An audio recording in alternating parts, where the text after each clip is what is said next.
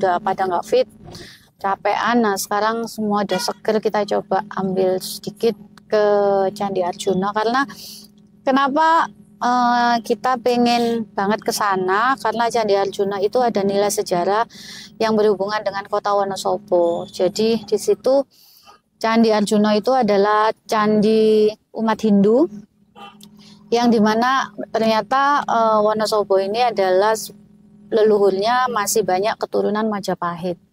Ya nanti kita lihat, kita baca-baca di sana sejarahnya kayak gimana ya teman-teman. Oke, ikutin kita ya. Candi Arjuna ini deket banget sama hotel, bisa jalan kaki sih.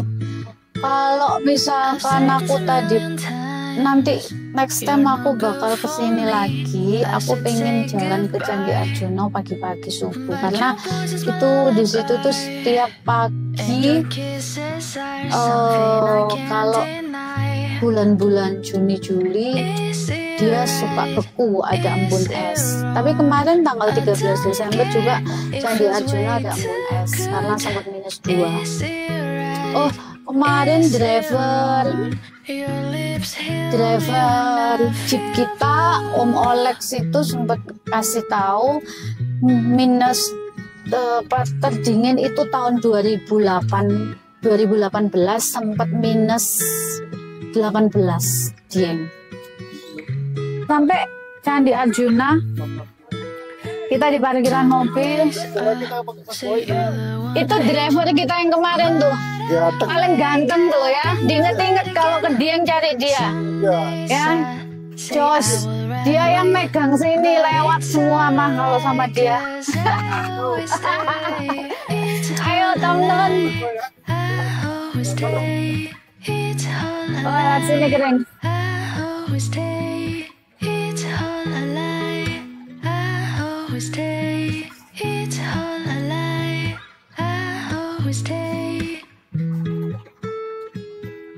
Kita sudah sampai Arjuna, Candi Arjuna. Mau masuk dulu, antri tiket ya, lengkap full tim.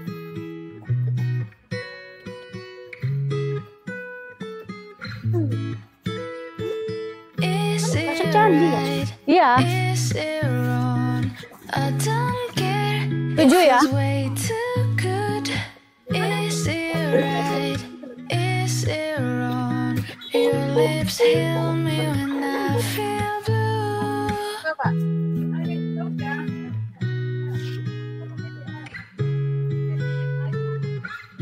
Kita beli tiket dulu ya.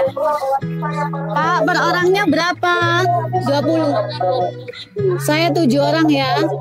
Pak, saya mohon izin saya ambil video, boleh? Oh, nggak apa-apa Ibu. Oke, terima kasih ya. Guys, per orangnya 20.000. Kita bertujuh jadi 140 ya Pak. Terima kasih ya Pak. Tiketnya udah dapet. Kita masuk ya teman-teman. Yuk, let's go. 7 ya Pak ya.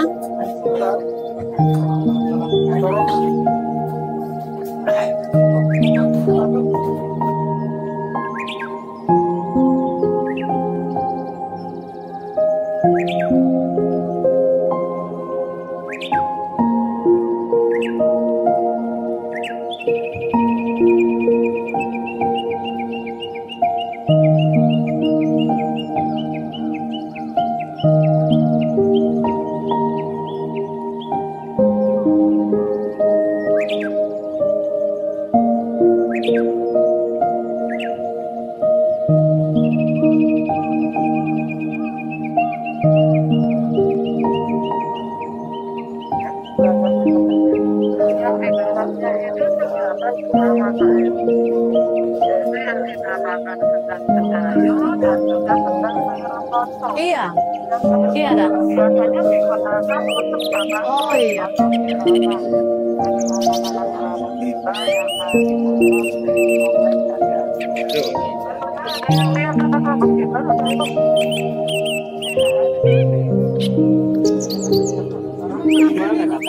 Apanya?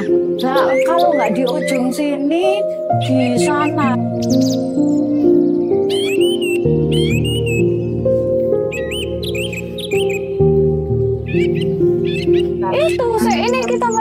ke dalam.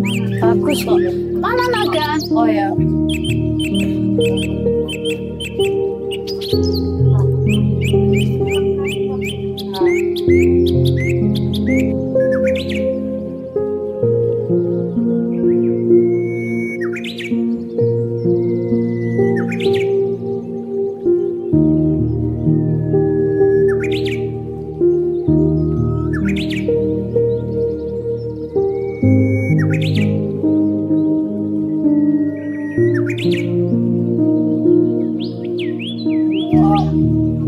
Oh ya.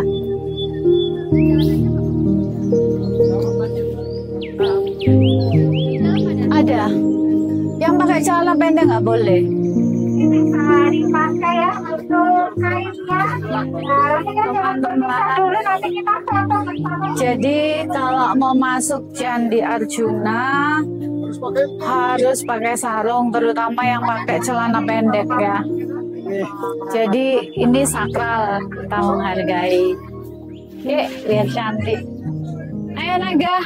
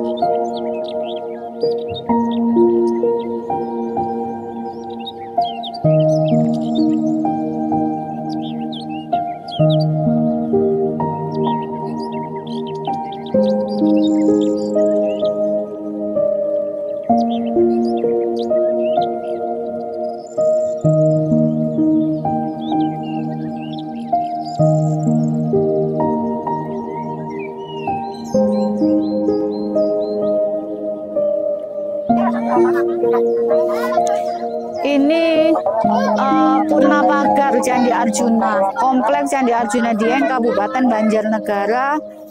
Nah, yang meresmikan pun Insinyur Jero Wacik. Ini kalau nggak salah Menteri Pariwisata ya, dia dari Bali. Bukan aku kalau nggak salah, tapi namanya Jero Wacik ini aku tahu dia orang Bali, cuman nggak ngerti dia sebagai apa.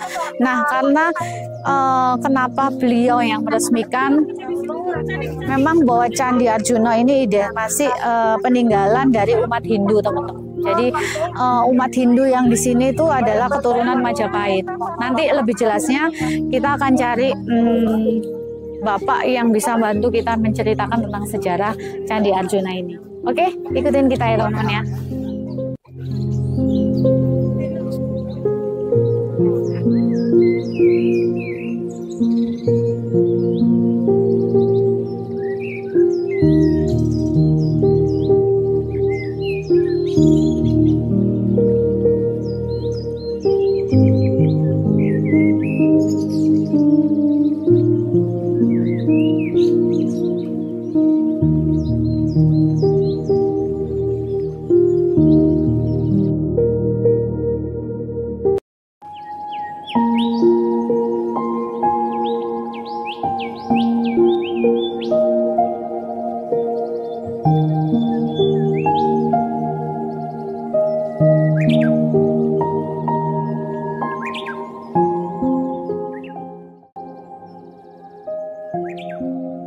Para wisatawan dimohon kerjasamanya untuk senantiasa menjaga kompleks Candi Arjuna ini sebagai objek wisata religi dan budaya untuk tetap bersih dengan tidak membuang sekecil apapun sampah seperti bekas masker, bekas tisu, bekas permen, dan tidak merokok di kompleks Candi Arjuna. Dan dilarang untuk bersandar dan memegang tambang pembatas candi, dan dilarang bersandar kepada candi dan pembatasnya. Bu, dilarang bersandar ke pembatas candi, Bu. Hai teman-teman, kita udah masuk di area Candi Arjuna. Nah, ini yang kita bisa lihat candi-candinya, cuman aku overall belum dapat review detailnya tentang sejarah Candi Arjuna. Kita masih nunggu bapaknya yang punya kapasitas untuk jelasin itu. Tapi aku janji aku akan update ke teman-teman histori atau sejarah terbentuknya Candi Arjuna ini, karena Candi Arjuna ini lumayan sakral ya di sini. Dan salah satunya pada saat kita mau masuk diwajibkan untuk menggunakan kain, terutama buat cowok-cowok yang pakai celana pendek. Jadi seperti kalau teman-teman ke Bali, kalau masuk ke pura-pura yang dijadikan tempat ibadah itu kita harus pakai kain kan. Nah, jadi prinsipnya di sini adalah tempat sakral yang harus kita hormati, yang harus kita jaga dan harus kita hargai. Nah, untuk detail review tentang sejarah Candi Arjuna, aku janji aku akan kasih tahu info ke teman-teman. Tunggu Bapak AA Wijaya kalau nggak salah, yang nanti akan bantu saya untuk jelasin tentang sejarah Candi Arjuna. Nah, sambil nunggu bapaknya, karena beliaunya masih handle tamu juga, kita lihat-lihat sekelilingnya ya, candi-candinya. Di sini ada beberapa candi dan tempatnya cukup luas. Oh iya, yang perlu aku infoin ke teman-teman, jadi Desa Dieng ini terbagi menjadi 2 kabupaten. Mungkin teman-teman agak heran, di sini sekilas nanti ada kelihatan Banjarnegara ya. Jadi Dieng itu terbagi 2. Ada Dieng, sebagian wilayahnya masuk Wonosobo, sebagian wilayahnya masuk Banjarnegara. Oke, teman-teman, datang lagi di channel Frida and Family. Kali ini liburan keluarga kita di Dieng, Kabupaten Wonosobo dan Banjarnegara ya Pak ya. Jadi terbagi di 2 kabupaten, sebagiannya masuk Wonosobo, sebagian masuk Banjarnegara. Nah, kita sudah 3 hari Pak, hari ini hari terakhir. Hari terakhir kita sudah muter-muter, dan kita hari ini, kemarin saya sudah kesini tapi cuaca buruk, hujan, jadi saya merasa kurang maksimal. Hari ini saya datang lagi karena saya, ya alhamdulillah cerah, dan saya memang harus ketemu Bapak untuk dapat review dan sejarah tentang Candi Arjuna. Nah teman-teman, tadi di awal aku udah janji nih mau kasih info ke teman-teman bahwa gimana sih kebentuknya sejarah Candi Arjuna. Cuman aku harus cari yang orang-orang yang kapasitasnya memang mau layak untuk menceritakan itu. Nah, kebetulan saya sudah ketemu Bapak AAR Wijaya. Beliau adalah senior guide. Oh, senior guide, kita beruntung banget channel Frida Family ketemu dengan beliau. Jadi nanti beliau ini yang akan bantu kami untuk menceritakan tentang sejarah terbentuknya Candi Arjuna. Selamat siang Bapak. Untuk keluarga Ibu. Ya. Perkenalkan, nama saya AAR Wijaya dan saya dilahirkan di kota wisata Lembang, Jawa Barat. Oh. Saya jadi pemandu di sini baru 39 tahun. Wah, Masya Allah. Anda pernah melihat acara Silet Misteri RCTI dan Gapura RCTI, jelek-jelek begini, saya pernah di acara itu. Oh. Saya sudah ada di Dieng di ketinggian 2093 meter dari atas permukaan laut.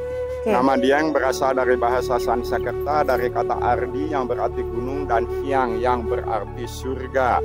Oh. Jadi ini artinya Anda datang ke surga karena kedatangan 2 bidadari yang cantik ini. Cuacanya terang. Alhamdulillah. Dan candi-candi di Dieng ini baru ditemukan sebenarnya di tahun 1814 oleh Dr. Theodor van Erp dan H.C. Cornelius, arkeolog Belanda. Pada waktu ditemukan seluruh candi ini masih tergenang air. Baru pada tahun 1856 dikeringkan oleh Dr. Van Kinsbergen dengan ditemukannya sistem irigasi kuno yang tersumbat selama berabad-abad di sebelah barat sana dan dinamakan Gangsiran Aswatama. Jadi airnya setelah dibersihkan terowongannya, airnya mengalir lewat situ. Berdasarkan pendapat sebagian ahli, konon Candi di Dieng merupakan salah satu candi yang paling tua di Jawa Tengah yang dibangun oleh dinasti Sanjaya yang beragama Hindu. Hin artinya no dan Du artinya violence. Jadi Hindu itu artinya no violence doctrine yang pernah dilaksanakan dengan baik oleh Mahatma Gandhi. Kata candi berasal dari Candika Gerha. Candika itu nama lain dari istri Siwa. Gerha itu artinya rumah. Candi ini dibangun, salah satu fungsi utamanya adalah untuk menyembah Sang Hyang Pencipta atau Sang Hyang Widiwasa. Tetapi fungsi lain bagi candi di Jawa beda dengan di India, juga digunakan untuk penyimpanan abu jenazah. sehingga Abu Jandasa disimpan di candi dan dinamakan Cinandi. Nah, kemudian pada prinsipnya candi dibagi 3, bawah, tengah, atas. Bawahnya Burloka, dunia bawah, tempat manusia seperti sekarang kita ini hidup. Bagian badan candi dinamakan Buwaroka, artinya dunia tengah, tempat manusia yang telah disucikan. Dan bagian atas candi itulah yang disebut Swaroka, artinya dunianya para dewa. Jadi filosofinya manusia yang hidup suatu saat mati, kalau akhlaknya baik, naik ke surga. Amin. Tetapi banyak orang yang lupa dan tidak sadar bahwa saking cintanya nenek moyang kita kepada anak cucunya sampai akhir zaman. Maksudnya nenek moyang kita di sini orang Hindu, saking cintanya kepada anak cucunya sampai akhir zaman, tanpa membedakan siapapun di antara kita, maka diingatkan di tiap pintu gerbang candi dan dari relung candi dari segala arah selalu dihias oleh kepala raksasa yang menyeramkan yang disebut kala.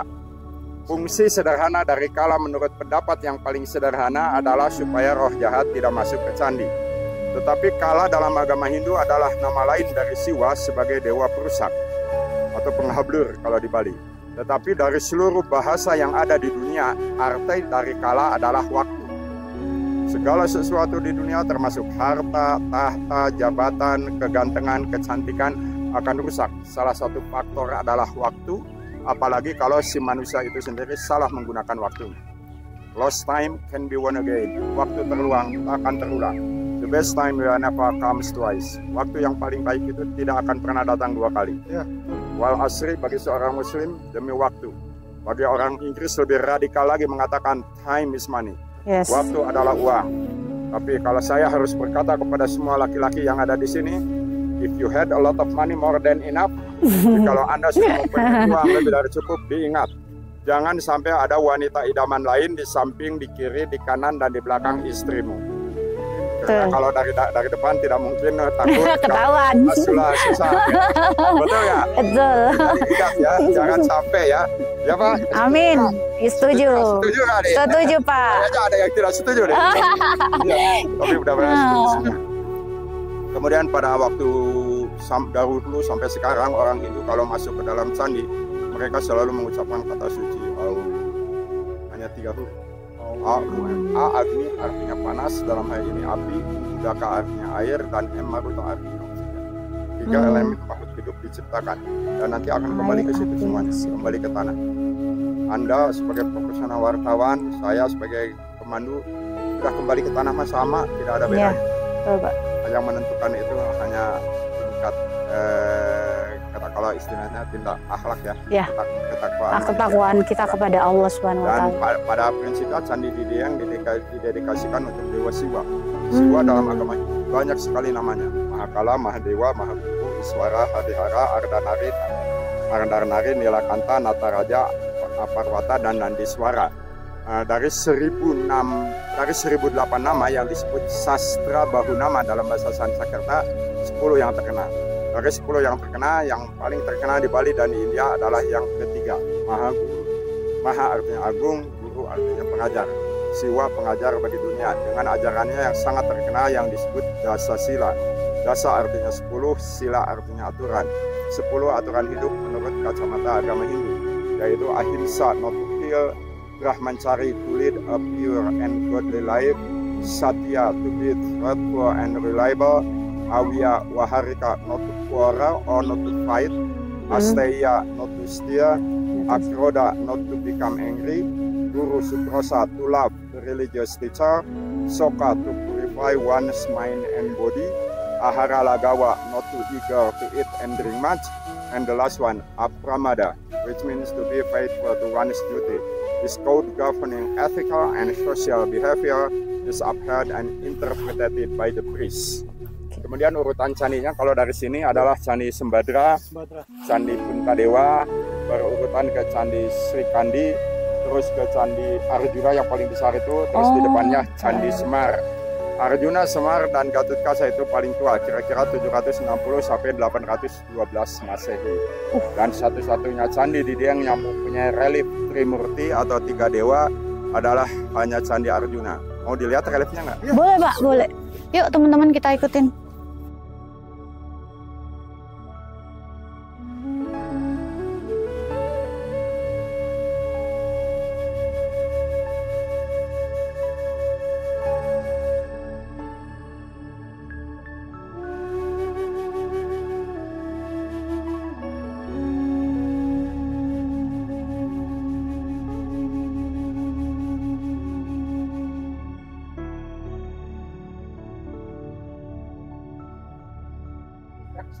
nanti kalau batu aslinya tidak ditemukan, maka dipasang batu baru.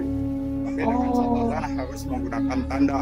Kalau yang pertama, generasi yang pertama, tandanya asterik bintang yang diisi timah putih.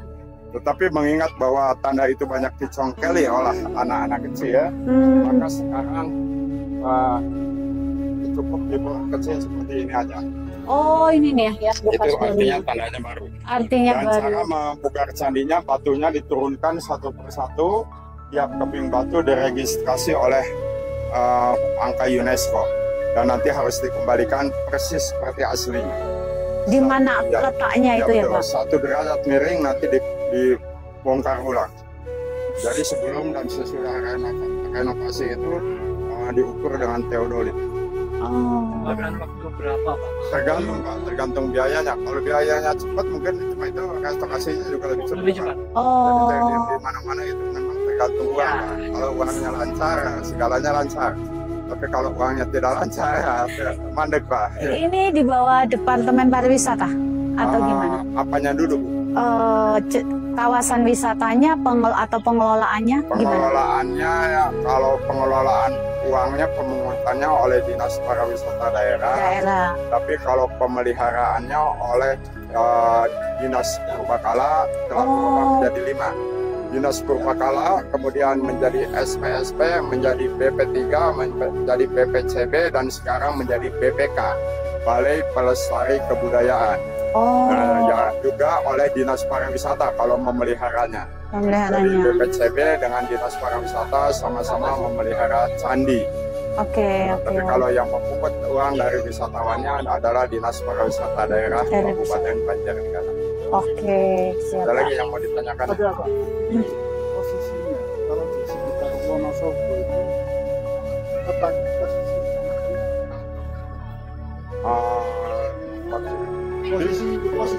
Candi Arjuna. Iya, ini di wilayah Wonosobo ini dia apakah yang tertinggi yang saya tahu tuh bukit tertingginya di Sikunir atau memang di sini Pak? Ya, kalau untuk yang tempat yang tinggi itu Sikunir, tapi kalau candi kan lebih rendah dari Sikunir. Iya. Cuma dataran yang paling luas itu adalah yang ada kompleks candinya ini. Yang datarannya itu 1.800 kali 800 meter persegi luasnya kan menurut Polar, dan bentuknya dulu seperti buah advokat cenderung mengecil ke sebelah barat. Tapi sekarang banyak berubah karena faktor manusia itu kan berubah. Kemudian dari 9 candi yang ada di Dieng, yang belum dipugar itu hanya tinggal 2, yaitu Candi Srikandi dan Candi Semar. Kita lihat Candi Srikandi. Iya. Ya, dipugar, Diperbaiki. Kalau ini tadi kan sudah diperbaiki Pak. Itu ada yang sama sekali belum kesentuh, diperbaiki maksudnya Bapak.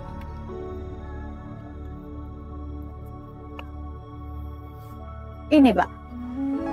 Oh iya. Ini candi apa? Satu-satunya candi di Dieng yang mempunyai relik Trimurti atau 3 dewa adalah hanya Candi Srikandi.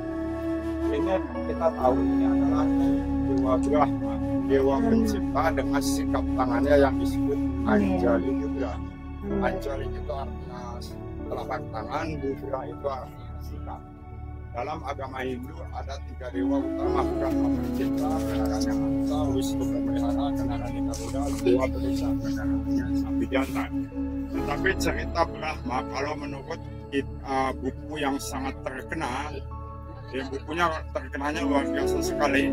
Nama bukunya Indian Mythology, karangan Profesor Dr. Veronica Ian, Hamilton London 1988, dengan nomor ISBN-nya International Standard Book nomor 06342859. Cerita tentang Brahma itu demikian. Brahma was born in one head only. He acquired 4 more heads in order not to lose sight of the female partners that he had created. Tetapi Siwa sangat marah, maka dipotong oleh Siwa tinggal 4. Saya doakan semoga Anda dan pemirsa YouTuber banyak rezeki dan nanti bisa pertamasa ke London. Jangan lupa mampir di British Museum di London, untuk melihat patung Brahma yang paling indah di seluruh dunia dengan 5 muka di atas angsa, hasil curian dari India. Oh. Nah, ini Brahmanya. Terus kita lihat Siwa Mahadev.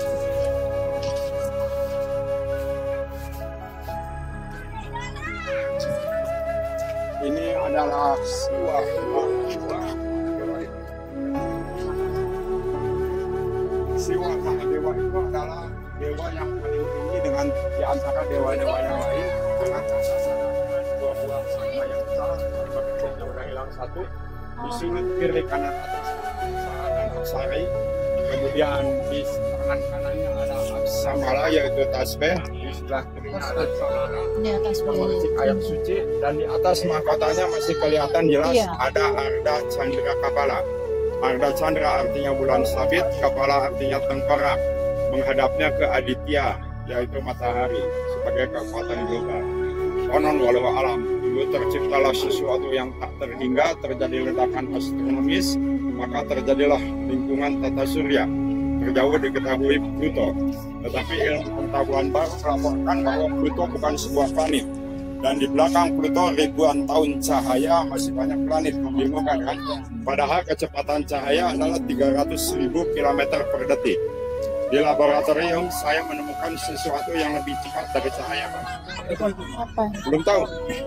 Belum tahu semuanya? Belum. Yang lebih cepat dari cahaya harus diingat. Yang lebih cepat dari cahaya adalah rasa cintamu padanya. Betul. Mantap. Nggak punya mikrofon lagi.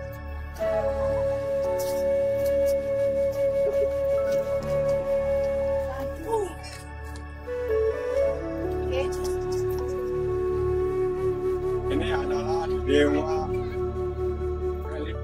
Wisnu. Wisnu itu sudah dikenal, yaitu di sebelah kanannya ada Cakra, simbol arah matahari dan matahari. Dan di sebelah kiri sama Cakra. Tanda Wisnu yang paling utama adalah, perhatikan, tanda Wisnu yang paling utama adalah Cakra, Sangka, Gada, Padma. Gada, Padma. Cakra simbol arah mata angin dan matahari. Gada pemukul, ya, Sangka telepon dari awal, trompet dari kulit kerang, Sangka, Cakra, Gada, Padma bunga terang. Ingat, Sangka, Padma, Cakra, Sangka, Gada, Padma. Cakra, Gada, itu Wisnu. Karena Wisnu itu mempunyai 10 inkarnasi. Yang paling terakhir adalah Kalki. Ada orang yang mengatakan Kalki telah turun, ada orang yang mengatakan juga Kalki belum turun. Dan nanti akan menumpas segala kejahatan yang ada. Kalau yang benar. Satu lagi. Di tangga masuk Candi Puntadewa ini dihias oleh semacam singa ya, atau simha, tapi yang satunya telah patah sehingga kelihatannya seperti kodok. Kalau kita mengucapkan simha atau singa, dalam agama Hindu ada yang disebut Narasimha Awatara. Nara artinya manusia, simha singa, awatara penjelmaan. Penjelmaan Wisnu yang keempat. Cerita singkatnya demikian, saya singkat aja ya, jangan terlalu panjang. Suatu saat surga loka itu didatangi oleh raksasa perusak namanya Hiranyakasipu. Semua dewa dan dewi sangat ketakutan dan mereka datang ke Wisnu untuk minta bantuan.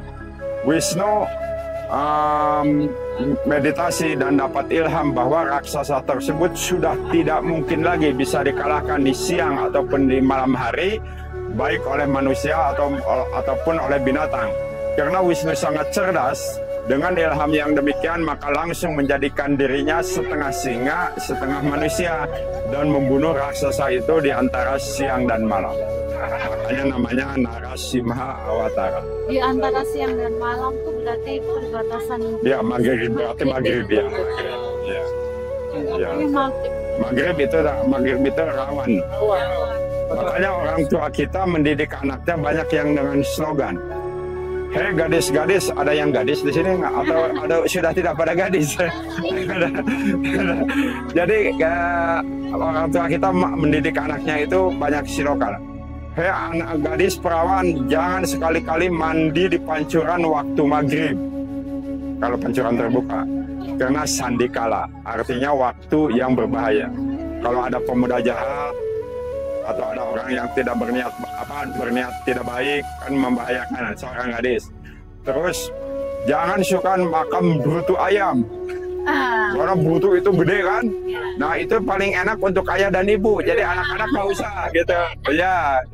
Terus ada lagi, jangan di Sunda ini, jangan diam di pintu, sulit jodoh. Ya karena menghalangi orang yang akan masuk. Ya. Nah, contohnya di dia yang ada nih. Ada seorang wisatawan bernama Herman Keller tidak percaya bahwa di Gua Jimat itu banyak sekali iblis menurut penduduk, gitu ya. Jangan ke situ karena di situ banyak setan. Ini Herman Keller tidak percaya, mendekati ke situ meninggalnya bukan karena setan tapi karena gas beracun. Cuma orang tua kita itu mendidiknya ke anak itu sangat sopan dan santun. Jangan ke situ ada iblis padahal ada racun. Racun kan tidak kelihatan. Ya demikian, semoga bermanfaat dan learning will never ends. Belajar tiada mengenal akhir. Yes. Ya. Semoga bermanfaat dan YouTube-nya banyak penggemarnya. Amin. Terima kasih. Ya, saya kembalikan ini. Oke teman-teman, itu tadi penjelasan yang sangat luar biasa, sangat jelas, detail tentang sejarah dari Candi Arjuna. Nah kita ini yang orang-orang muda ya Pak ya. Jadi saya dari Frida Channel berusaha memberikan informasi kepada teman-teman yang masih muda-muda bahwa tetap mencintai sejarah Indonesia. Betul, pesan dari kami kepada semua pemirsa dan pengunjung objek wisata, marilah kita jaga objek wisata kita ini tetap bersih dengan tidak membuang sekecil apapun sampah seperti bekas permen, bekas tisu, bekas masker dan lain-lain, dan tidak merokok di benda-benda cagar budaya atau peninggalan-peninggalan sejarah kita. Siapa lagi yang akan menghargai peninggalan nenek moyang kita kalau bukan generasinya? Generasi Indonesia maju, generasi Indonesia yang bersih. Yes. Terima kasih. Jadi tetap sama seperti yang kita slogan kita dari awal, bahwa dimanapun kita berada, memasuki tempat wisata baik itu religi, itu adalah tempat sampah yang kita tetap harus hargai ya Pak ya. Harus hargai. Nah teman-teman, kita anak-anak muda harus bangga dengan pariwisata Indonesia, dengan budaya Indonesia. Siapa lagi yang akan mempopulerkan Indonesia, mengangkat pariwisata Indonesia kalau bukan generasi kita. Jadi terus bangga menjadi orang-orang Indonesia dan mari kita populerkan, kita tingkatkan pariwisata Indonesia. Setuju. Oke, setuju. Di sini interview kami dengan Bapak A.A.R. Wijaya, beliau adalah senior guide di Arjuna. Hari ini channel Frida Family sangat beruntung bisa ketemu beliau, bisa belajar. Jadi kita sambil berwisata bersama keluarga, tapi kita juga dapat ilmu, dapat wawasan, dapat pengetahuan. Jadi saya itu orang yang membayar mahal pengetahuan, pengalaman itu buat saya sangat luar biasa. Learning will never ends. Belajar tiada mengenal akhir. Belajar tiada mengenal akhir, menurut Bapak A.R. Wijaya. Jadi kapanpun, dimanapun kita tetap harus belajar. Contohnya pada saat kita liburan, kita happy, kita relax, tapi kita tetap dapat ilmu dengan mengenal sejarah dan budaya Indonesia. Sekali lagi dari kami, tetap budayakan, kita jaga, kita lestarikan cagar alam Indonesia, budaya Indonesia, sejarah Indonesia, dan mari kita angkat pariwisata Indonesia. Siapa lagi kalau bukan kita, generasi muda Indonesia. Semangat! Thank you! Pak. Ponakan juga ini adik saya, adik Pak. Jadi kita kalau liburan selalu bawa keluarga, Pak. Kapan kita ke objek wisata yang paling menarik lagi? Di mana, Pak? Itu Temanggung. 9 objek wisata termasuk penggalian purbakala yang sangat bagus banget. Oh, Temanggung itu kita kemarin lewat.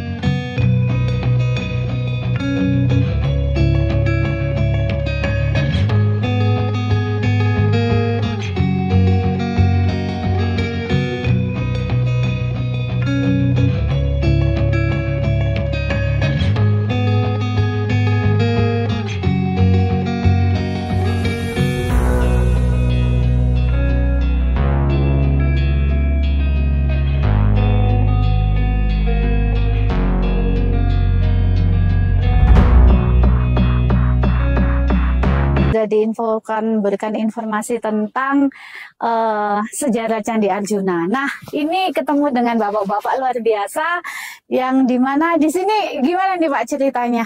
Memang sudah ada di sini untuk menyediakan foto bareng tamu atau memang atau bagaimana? Ada salah satu yang bisa memberikan ceritanya, monggo.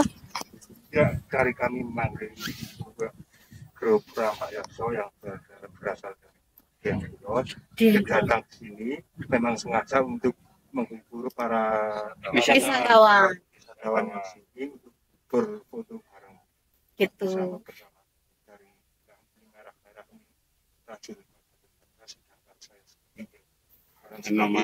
Hanoman. Jadi ini semua tokoh yang ada di pewayangan, betul ya sayang? Ya.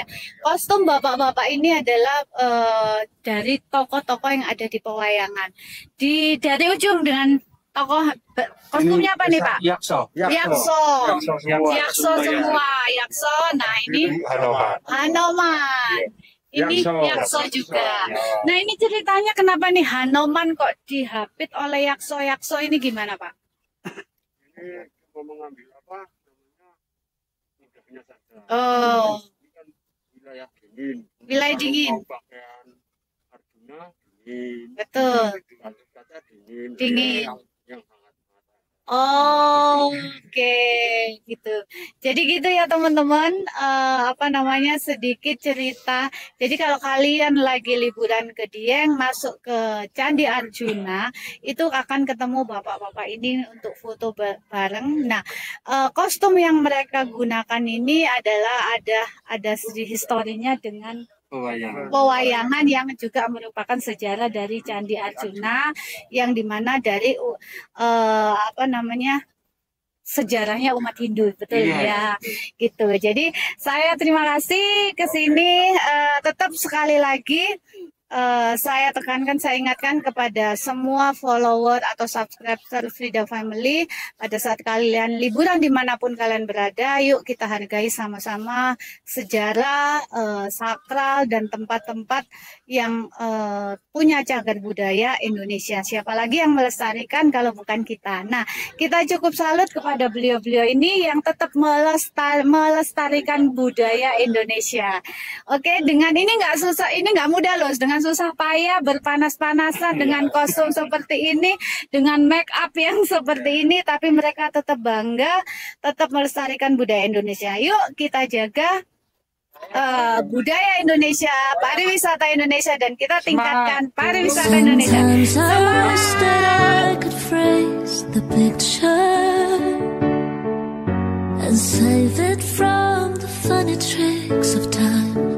Slipping through my fingers all the time. I try to catch her every minute.